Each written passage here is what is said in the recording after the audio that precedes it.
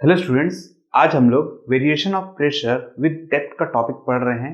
काफ़ी important topic है as a practical point of view. ठीक है, वैसे तो बुक में बहुत ही छोटा सा टॉपिक दिया गया है, पर इस टॉपिक का जो यूसेज है वो इतना ज़बरदस्त है हमारे रियल लाइफ में कि पूछिए मत। मतलब हम इस ये जो फॉर्मूला हम निकालेंगे variation of pressure with depth से, इससे काफ़ी सारे एप्लीकेशन में हमें हेल्प मिलती है। चाहे आप सबमरीन को ले लीजिए, जो पनडुब्बी हमारी होती है, पानी में जब वो अंदर जाता है तो उस पर काफ़ी ज़्यादा प्रेशर एक्सर्ट होता है और वो प्रेशर कितना है उसके हिसाब से सबमरीन को बनाया जाता है। तो इस फॉर्मूले से हम ये पता कर सकते हैं कि जो सी लेवल है, समझ लीजिए सी के अंदर अगर मतलब पानी के अंदर अगर हम जाते जाएंगे तो हमारा जो प्रेशर है वो कितना इंक्रीज होता जाएगा एकदम छोटे से इस डेरिवेशन से। और कोई भी हमारे जो डिवाइसेस होते हैं आजकल इलेक्ट्रॉनिक डिवाइसेस में आप देखे होंगे कि जितने भी डिवाइसेस हैं सबको वाटर प्रूफ बनाया जाता है। तो वो वाटर प्रूफ बनाने का मतलब ये है कि वो कितना प्रेशर तक ले सकता है। तो ऐसा नहीं है कि आप पानी के अंदर बस डाल दीजिए, उसका एक आपका प्रेशर निर्धारित रहता है, पहले से ही डिसाइडेड रहता है कि इतने लेवल तक ही आप इसको जा सकते हैं। इसके अंदर गए ज़्यादा पानी के तो प्रेशर एक्सर्ट हो जाएगा, मतलब ज़्यादा हो जाएगा और आपका डिवाइस खराब हो सकता है। तो इस टाइप से चीज़ों को बनाया जाता है। चलिए स्टार्ट करते हैं अपने इस वीडियो को और समझने की कोशिश करते हैं कि वो फॉर्मूला कौन सा है। बहुत ही छोटा सा फॉर्मूला है, बस कंसेप्चुअली है थोड़ा सा, तो समझिएगा। ओके, तो बहुत सिंपल सा है। देखिए हम एक कंटेनर ले लेते हैं सिंपल सा,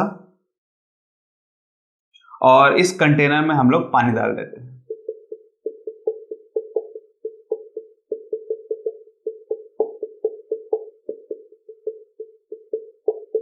ओके है, ठीक है। तो ये हमारा कंटेनर हो गया, इसमें हम पानी डाल दिए। अब हमको क्या करना है, अब हमको पता करना है कि अलग अलग लेवल पे जो प्रेशर है वो कितना होता है। तो हम क्या करते हैं, कंसिडर कर लेते हैं दो पॉइंट को। मान लीजिए कि ये हमारा एक पॉइंट है और ये हमारा एक पॉइंट है। तो इस पॉइंट का नाम दे दीजिएगा आप P1 और इस पॉइंट का नाम दे दीजिएगा P2। ओके है। आप ऐसा कर सकते हैं कि पॉइंट की जगह में आप कोई डिवाइस ले लीजिए। मान लीजिए कि यहाँ एक सिलेंडर आपने रख दिया, ये ज्यादा अच्छा रहेगा। ठीक है, तो अब सिलेंडर का ये ऊपरी हिस्सा वाला पॉइंट सरफेस जो है, इसको आप 1 मान लीजिएगा सरफेस को, और यहाँ पास में जो भी प्रेशर एक्सर्ट हो रहा है, ठीक है, उसको आप P1 मान लीजिएगा। ये सरफेस 2 मान लीजिएगा नीचे वाले हिस्से को, और यहाँ पास में जो प्रेशर बन रहा है वो P2 प्रेशर है। अब इसमें फोर्स देखिए पास्कल लॉ के हिसाब से कैसे लगेगा। तो पास्कल लॉ के हिसाब से बहुत सारे फोर्स आपको इधर दिए, वर्टिकली डाउनवर्ड लगेगा कुछ फोर्सेस क्योंकि परपेंडिकुलर होने वाला है, इस पे अपवर्ड पे फोर्स लगेगा, और इधर ये सरफेस इस टाइप से फोर्सेस लगाएगा, देखिए इस टाइप से। ठीक है, अब इसमें सबसे इंपॉर्टेंट चीज समझिएगा क्या है। जितने भी ये हॉरिजॉन्टल वाले जो पोजीशन है, देखिए इस पॉइंट पे और इस पॉइंट पे अगर आप प्रेशर को चेक करना चाहते हैं, ठीक है, तो इस पॉइंट पे और इस पॉइंट पे जो प्रेशर है वो आपका सेम मिलने वाला है, मतलब लेवल के हिसाब से चलता है। तो हॉरिजॉन्टली अगर आप इस पॉइंट पे किसी भी पॉइंट पे अगर आप चले जाएं तो उस टाइम पे जो प्रेशर है वो आपको सेम मिलेगा। और देखिए ये जिस एरिया पे लगा रहा है, तो इन दोनों का एरिया भी अगर बराबर है तो हमारे पास में फॉर्मूला है। फॉर्मूला क्या है, pressure equal to force upon area. तो फोर्स इक्वल टू क्या आएगा, प्रेशर डॉट एरिया। तो अगर प्रेशर सेम है, एरिया सेम है, तो फोर्स भी आपका सेम ही होने वाला है। तो इसका सिंपल सा मतलब है कि अगर लेवल सेम है, सेम लेवल की अगर बात मैं कर रहा हूं किसी भी पॉइंट पे, ठीक है, तो अगर देखिए आप एयर पे भी जाएंगे तो इस पॉइंट पे या इस पॉइंट पे हॉरिजॉन्टली आप चेक करना है प्रेशर को, क्योंकि जो प्रेशर एक्सर्ट हो रहा है, जो फोर्स हमें मिल रहा है, ठीक है, अभी यहां तो वाटर मॉलिक्यूल के हिसाब से मिल रहा होगा तो वो ऐसे प्रेशर लगा रहा होगा। अगर आप इसके हिसाब से जाएंगे तो यहाँ पास में ग्रेविटी इसको फोर्स लगा रहा होगा डाउनवर्ड की तरफ में। ठीक है, अभी ये अंदर आया है तो ये इसको हटाने के लिए इधर से प्रेशर लगा रहा होगा, ये फोर्स इधर से लगा रहा होगा। अब फोर्स लग रहा है, फोर्स अपॉन एरिया इस प्रेशर होता है। मैं बोल रहा हूँ कि इस पॉइंट पे और इस पॉइंट पे हॉरिजॉन्टली जो प्रेशर है वो कैसा है, सेम है। ठीक है, तो अगर आप इस फोर्स और इस फोर्स का अगर डिफरेंस निकालेंगे, देखिए फोर्स का फॉर्मूला क्या निकल के आया, प्रेशर डॉट एरिया। तो इस पॉइंट और इस पॉइंट का अगर आप डिफरेंस निकालते हैं, मान लीजिए कि ये इसको आप F2 मान सकते हैं, कुछ भी मान सकते हैं, तो F1 अपॉन F2, देखिए F2 और F1 मान लीजिए, कोई भी एग्जांपल मान सकते हैं आप। तो जो प्रेशर है, तो इसको प्रेशर में आप कुछ भी मान सकते हैं, P2 माइनस P1, और एरिया तो सेम है। अगर प्रेशर सेम है तो फोर्स भी क्या होगा, एक दूसरे को कैंसल आउट कर देगा। तो ये जितने भी हॉरिजॉन्टल वाले कंपोनेंट्स हैं, इधर वाले कंपोनेंट इस वाले को सबको क्या कर देगा, कैंसल आउट कर देगा। तो हॉरिजॉन्टली जो हमें प्रेशर मिल रहा है या फोर्स बोलेंगे, वो क्या करेगा, एक दूसरे को कैंसल आउट कर देगा। ठीक है, अब आते हैं इस पे वर्टिकल वाले पे। ठीक है, तो एक वर्टिकली डाउनवर्ड आ रहा है और ये वर्टिकली अपवर्ड फोर्स लगा रहा है। ठीक है, ये ड्यू टू द ग्रेविटी लगा रहा है, ये due to the buoyancy force लगा रहा है। ठीक है, बायोन्सी फोर्स के बारे में आपने 9th में पढ़ा होगा। तो बहुत सिंपल सा है, आगे जाके हमको बायोन्सी फोर्स थोड़ा सा और डिटेल में पढ़ने मिलेगा। ठीक है, तो ये डाउनवर्ड लगा रहा है और इसको अपोज करने के लिए due to Newton third law कारण ये इसको बायोन्सी फोर्स लगा रहा है ऊपर की तरफ में। अब देखिए, मैंने आपको बोला था कि हॉरिजॉन्टली जो फोर्सेस है वो सेम है, प्रेशर सेम है, पर देखिए इसका हॉरिजॉन्टल पॉइंट और इसका हॉरिजॉन्टल पॉइंट अलग अलग है, तो हमें प्रेशर में डिफरेंस मिलेगा और वही प्रेशर को हमको चेक करना है। तो देखिए, इस पॉइंट पे और इस पॉइंट पे मुझे चेक करना है क्या, फोर्स। तो फोर्स अलग अलग मिलेगा। फोर्स अगर मुझे अलग अलग यहां पास में मिलता है तो फोर्स कितना है हमारा, तो F2 माइनस F1 ले लीजिएगा। तो इस पॉइंट पे ये P1 पॉइंट है। ठीक है, अब ये P1 पॉइंट पे हमारा जो फोर्स है वो क्या बनेगा, देखिए, तो P1 पॉइंट पे फोर्स हमारा F1 और एरिया हमारा सेम लेने वाले हैं। ठीक है, और P2 पॉइंट, ये वाला P2 पॉइंट है प्रेशर पॉइंट। ओके, तो ये P2 पॉइंट पे F2 अपॉन एरिया ले लेंगे हम। तो अब वेरिएशन देखिए, इस फोर्स और इस फोर्स में आपका चेंज आएगा। ओके, तो यहां से यहां तक में जो चेंज है वो कितना आ रहा है, तो देखिए इस फॉर्मूले का हमको यूज करना है। तो F1 कितना है यहां पास में, तो P1A इक्वल टू F1 है और P2A इक्वल टू F2 है। इन दोनों फॉर्मूले को यहां लगा दीजिए, तो मुझे क्या निकल के आने वाला है, F2 की जगह में लिखूंगा मैं P2A और F1 की जगह में लिखूंगा P1A। ओके है, ठीक है। तो अब देखिए एरिया आपको बराबर मिलने वाला है, आपको फॉर्मूला क्या मिलेगा, P2 माइनस P1 और ये आपको मिल गया फॉर्मूला। ठीक है, किसका मिला है, चेंज इन द फोर्स, मतलब यहां से यहां तक में जो फोर्स है वो कितना चेंज हो रहा है। अभी इसका एक और फॉर्मूला निकल के आएगा, देखिए क्या निकल के आता है। अब देखिए यहां पास से अगर यहां तक में कुछ पानी है हमारा और उस पानी में due to the gravity force लगने वाला है हमारा, तो फोर्स का फॉर्मूला क्या बनेगा, F इक्वल टू mg।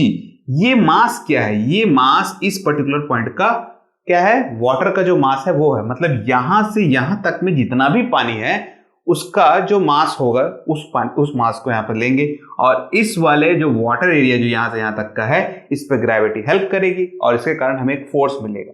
ये फोर्स और ये दोनों फोर्स का जो डिफरेंस आ रहा है वो दोनों बराबर है। ओके, तो इसको आप इक्वेशन नंबर 2 और इसको आप इक्वेशन नंबर 1 मान सकते हैं और यहां कंपेयर कर लीजिएगा, कंपेयरिंग इक्वेशन नंबर 1 एंड 2। ठीक है, तो ये फोर्स और ये वाला F2 माइनस F1 फोर्स दोनों के दोनों बराबर है रिजल्टेंट के कारण, तो हमारा जो फॉर्मूला बनेगा P2 minus P1A equal to mg निकल के आएगा। ओके, सिंपल सा फॉर्मूला है।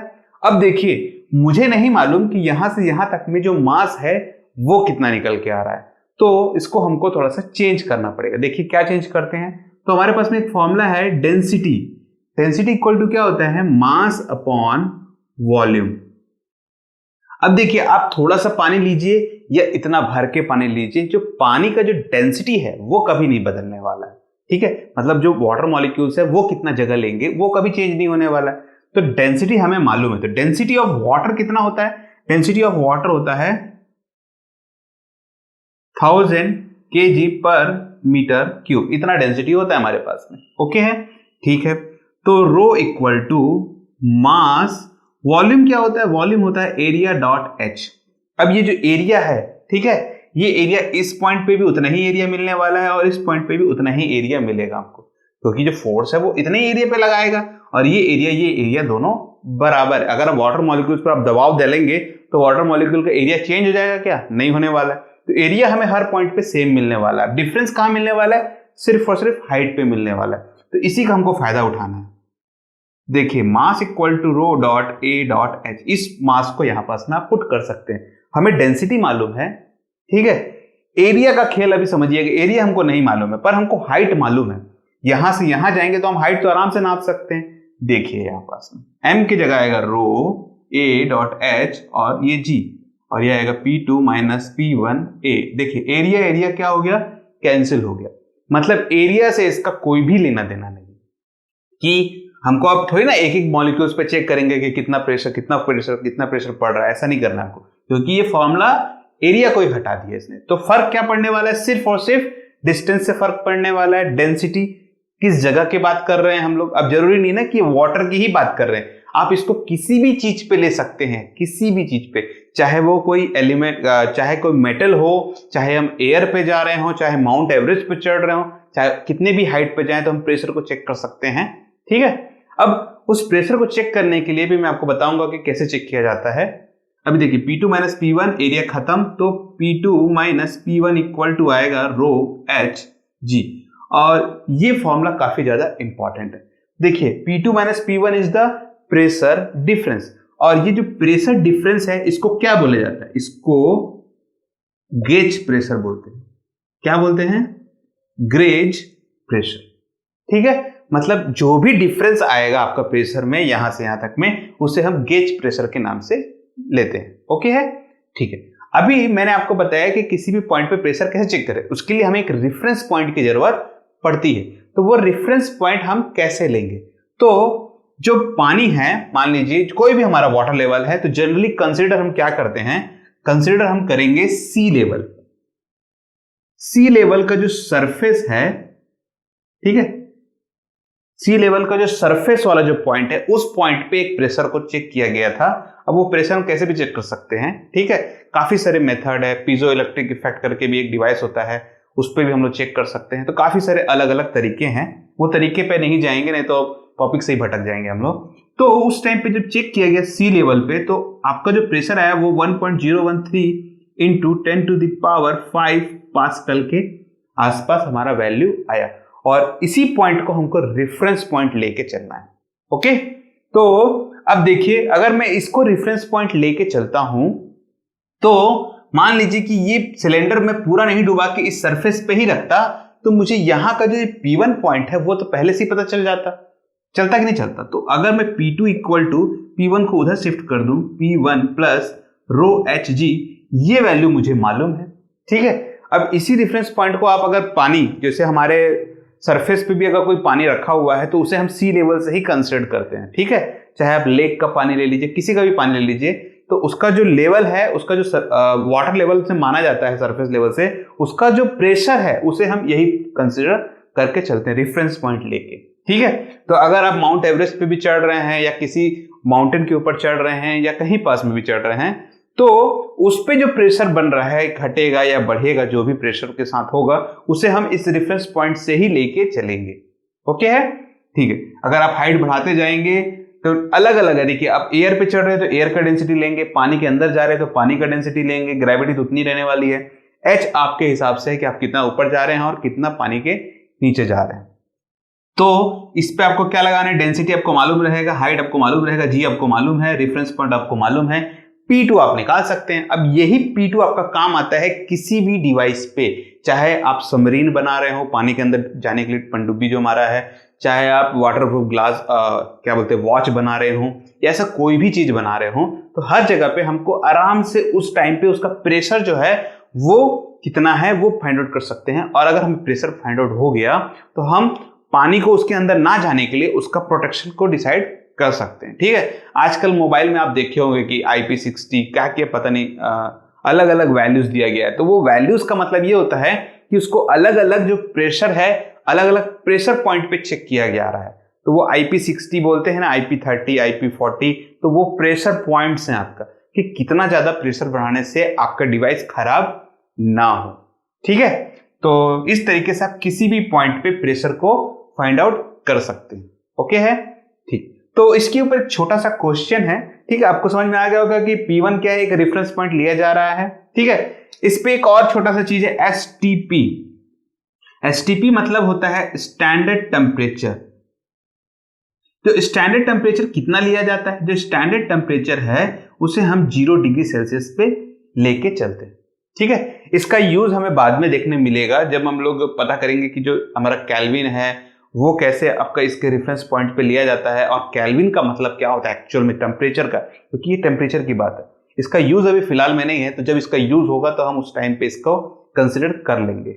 ओके, ठीक है। फिर उसके बाद एटीएम, 1 एटीएम कितना होता है? देखिए ये जो रेफरेंस पॉइंट लिया जा रहा है सी लेवल का 1.013 × 10⁵ पास्कल, इसी को हम बोलते हैं 1 एटीएम। ठीक है, एटमॉस्फेरिक प्रेशर जिसको हम लोग बोलते हैं। तो वो उसके लिए भी हमको एक वैल्यू तो चाहिए रहता है रेफरेंस पॉइंट, तो वो रेफरेंस पॉइंट हमारा 1 एटीएम कितना है? सी लेवल सरफेस का पॉइंट है 1.013 × 10⁵ पास्कल। ओके है, ठीक है। तो ये काफी ज्यादा काम का वैल्यू है, इसे आप जरूर याद रखिएगा। 1 एटीएम भी इसी को बोला जाता है। किसी भी चीज पे हमको एक रेफरेंस पॉइंट तो जरूरत पड़ता ही है। इसको मैं आप नॉर्मल बताता हूं कि नंबर लाइंस आप समझ सकते हैं इसको। मैथमेटिक्स में अगर हम किसी भी चीज को नापना चाहते हैं तो हमें एक रेफरेंस पॉइंट की जरूरत पड़ती है। तो अगर हमें रेफरेंस पॉइंट चाहिए तो हम क्या लेते हैं? Reference point. रेफरेंस पॉइंट हमारा 0 होता है, ठीक है। और अगर हम पॉजिटिव डायरेक्शन में जाएंगे तो पॉजिटिव 1 2 3 करेंगे, अगर हम नेगेटिव डायरेक्शन में जाएंगे तो 0 1 2 समथिंग कुछ करेंगे। तो हमको एक रेफरेंस पॉइंट पड़ा नंबर लाइंस में भी, तो वही उसी तरीके से यहाँ पास में भी हमको एक रेफरेंस पॉइंट चाहिए प्रेशर को नापने के लिए भी। तो वो रेफरेंस पॉइंट कौन सा है? सी लेवल सरफेस। ओके है, तो चलिए इसके ऊपर एक क्वेश्चन बनाते हैं कि पानी के अगर 10 मीटर अगर हम समझ लीजिए नीचे जाते हैं तो जो हमारा प्रेशर है उसका जो प्रेशर होगा वो कितना होगा। बहुत ही छोटा सा क्वेश्चन है, आपके बुक से ही लिया गया है, ठीक है। तो आई होप आपको ये चीज तो समझ में आ गया होगा कि प्रेशर को कैसे फाइंड आउट किया जाता है। ओके, तो मैं इसको रफ करता हूं और वो क्वेश्चन बनाते हैं। ओके, क्वेश्चन बहुत ही सिंपल सा है, मैं आपको समझाता हूं। मान लीजिए कि ये हमारा लेक है और इस लेक पे एक बंदा था जिसने स्विम किया और इसके अंदर डुबकी मारी उसने और 10 मीटर तक वो नीचे चला गया, ठीक है। अब जब वो 10 मीटर तक गया है तो उसे कुछ प्रेशर महसूस हुआ, थोड़ा घुटन महसूस होने लगा, दबाव महसूस होने लग जाता है, ठीक है। तो हमको फाइंड आउट करना है कि अगर इस जगह में वो पर्सन है तो उसे कितना प्रेशर महसूस होता होगा या फिर उसको कितना दबाव महसूस होता होगा, ठीक है। नॉर्मली आप ऐसे जब बहुत ज्यादा अंदर नहीं जा सकते हैं, तो समझ लीजिए जो लोग सी डाइविंग करते हैं तो उन लोग भी एक सूट पहन के अंदर जाते हैं, तो वो सूट क्या करता है आपका प्रेशर को रोकने की कोशिश करता है, फिर भी उससे बहुत ज्यादा डेप्थ में नहीं जा सकते हैं। तो और ज्यादा डेप्थ में जाना है आपको तो आपको सबमरीन की जरूरत ही पड़ेगी, ठीक है। तो नॉर्मली हम कुछ हमारा जो शरीर है वो कुछ प्रेशर को झेल सकता है, ठीक है। तो 10 मीटर पे कितना झेलेगा उसको हमको फाइंड आउट करना है। तो उसके लिए हमको एक रेफरेंस पॉइंट चलेगा। तो ये देखिए ये जो सरफेस है इसका एक रेफरेंस पॉइंट हम ले लेते हैं। मान लीजिए कि ये P1 पॉइंट है और ये आपका P2 पॉइंट है। ओके, P1 पॉइंट पे कितना होता है? 1.013 × 10⁵ पास्कल, जिसको हम 1 एटीएम के नाम से भी जानते हैं। कितना है हमारा? 1 एटीएम। ओके है, ठीक है। हमको P2 का फाइंड आउट करना है, तो हमारे पास में फॉर्मूला क्या है? सबसे पहले ये पानी है तो गिवन क्या क्या मिलेगा हमको, देखिए। तो गिवन दैट पानी है तो इसकी डेंसिटी की जरूरत पड़ेगी हमको। तो डेंसिटी कितना है? 1000 kg/m³। ये हाइट कितना मिल रहा है? तो h हमको मिल गया यहाँ पास में 10 मीटर। अब इस पानी पे ड्यू टू द ग्रेविटी हमें मिलेगा ही, ठीक है। तो ग्रेविटी कितना लेते हैं हम? एग्जाम्पल ले लेते हैं 10 मीटर पर सेकेंड के हिसाब से ले लेते हैं, 10 मीटर पर सेकेंड स्क्वायर, ठीक है। अब देखिए प्रेशर P2, तो P2 इक्वल टू क्या है हमारे पास में? P1 + ρHg। P1 कितना है? हम रेफरेंस पॉइंट लिए थे 1.013 × 10⁵ लिए थे। ओके है। रो कितना है हमारा? 1000, तो 10⁻³ मान लीजिएगा। हाइट 10 मान लीजिएगा, g 10 मान लीजिएगा, तो 1.013 × 10⁵। और इसको देखेंगे तो 3 और 1 4 1 5 10⁵। 10⁵ को बाहर निकाल लीजिए तो बचेगा क्या? 1.013 और इसमें से भी बाहर निकालेंगे तो बचेगा 1 और 10⁵। इसको जोड़ेंगे तो 2.013 × 10⁵ आ जाएगा pascal. This is our formula. तो देखिए सरफेस पे कितना था? 1.013 और अगर 10 मीटर आप नीचे गए तो आपका 2.013 है। नियर अबाउट आपका जो प्रेशर है वो डबल हो जाएगा, ठीक है। तो इसको आप 2 एटीएम भी बोल सकते हैं क्योंकि 1.013 इज 1 एटीएम। तो ये नियर अबाउट उसके आसपास में ही है, तो 2 एटीएम के आसपास हम इसको बोल सकते हैं। तो जो हमारा प्रेशर है 10 मीटर पे क्या होगा? वो डबल हो जाएगा।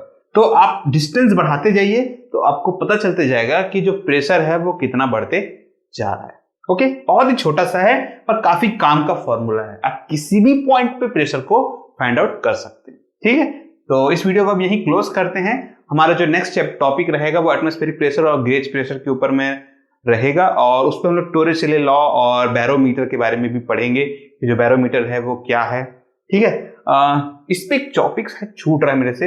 हाँ ओके, एक टॉपिक है इस पे, देखिए वो क्या टॉपिक है, हाइड्रोस्टैटिक पैराडॉक्स। काफी इंपॉर्टेंट टॉपिक है ये भी।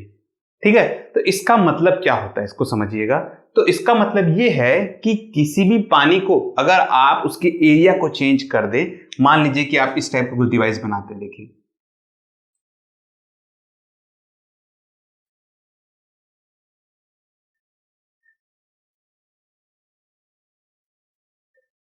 और इस पे पानी को डाल दीजिए,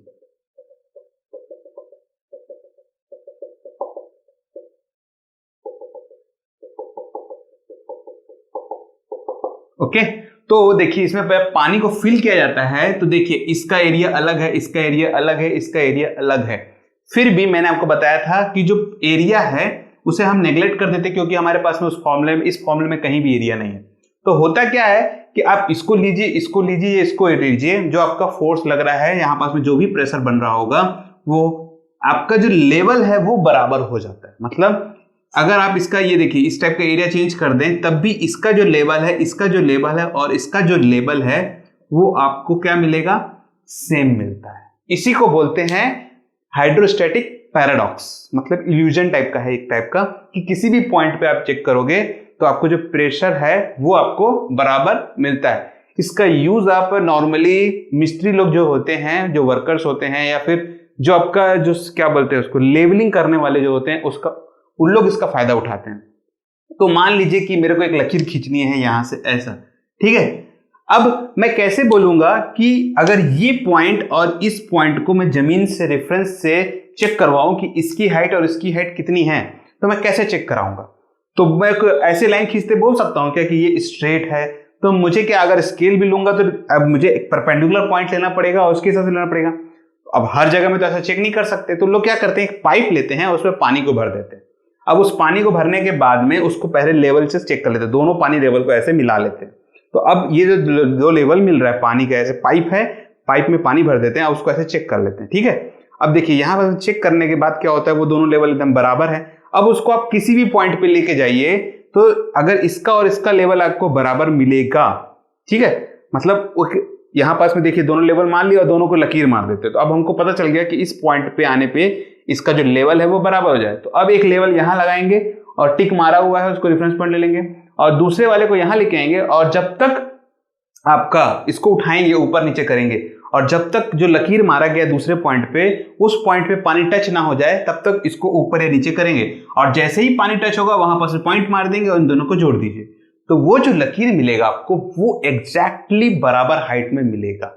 ओके है, बहुत ही सिंपल तरीका है इसको फाइंड आउट करने का, और इसका काफी ज्यादा यूज किया जाता है कंस्ट्रक्शन में, या फिर कोई भी डिवाइस को आप ऐसे रखना चाहते हैं, स्ट्रेट होना चाहिए, फिर लेवलिंग के लिए भी इसका यूज किया जाता है। जो लेवलिंग एक डिवाइस होती है, देखे होंगे आपने, इस टाइप से रहता है और उसके बीचों बीच में एक पानी की छोटी सी बूंद रहती है, और उसको आप चेक करते हैं तो वो एकदम सेंटर पे आना चाहिए, ऐसे दो लकीर मारे रहते हैं, तो उस पर एकदम बबल जो है वो एकदम सेंटर पे आता है, तो उस पर भी इसी का यूज किया जाता है। मैंने इसको रिसेंटली देखा था, उस पर वॉशिंग मशीन, एक वॉशिंग मशीन है मेरे पास में, उसमें भी वाटर लेवलिंग का यूज किया गया है। आजकल ऑटोमेटिक वॉशिंग मशीन में भी इसका यूज किया जाता है कि जो आपका जो मोटर है वो सही से घूमना चाहिए, एकदम लेवलिंग जो लेवल है, अगर हल्का सा तिरछा हो गया तो ऐसे डग हो जाएगा वो और खराब होने के चांसेस रहते हैं। तो आप अपने घरों में वॉशिंग मशीन में भी चेक कर सकते हैं, जो नए वाले आजकल आए हैं, और भी काफी सारे जगह में है एप्लीकेशन पे। तो अगर आपको कोई एप्लीकेशन ऐसा दिखाई देता है तो कमेंट सेक्शन में मुझे जरूर बताइएगा आप कि आपने किस जगह में इसका एप्लीकेशन देखा। ठीक है, तो एक छोटा सा टॉपिक था, इसमें ज्यादा कुछ नहीं था, सिर्फ यही चेक करना था कि जो किसी भी लेवल पे आप जाओगे तो अर्जेंटली चेक करोगे तो हर जगह में आपको प्रेशर बराबर मिलेगा। ओके है, ठीक है। तो इसके अलावा अगर कोई मन में डाउट आएगा तो कमेंट सेक्शन आप ही के लिए है, जरूर पूछेगा बिना हिचक के। ठीक है, और अगर ये वीडियो आपको पसंद आए तो इसे लाइक और शेयर जरूर कर दीजिएगा, और अभी तक हमारे चैनल से आप नहीं जुड़े हैं तो सब्सक्राइब करना बिल्कुल भी ना भूलें। Thank you for joining this video. आपका दिन शुभ रहे।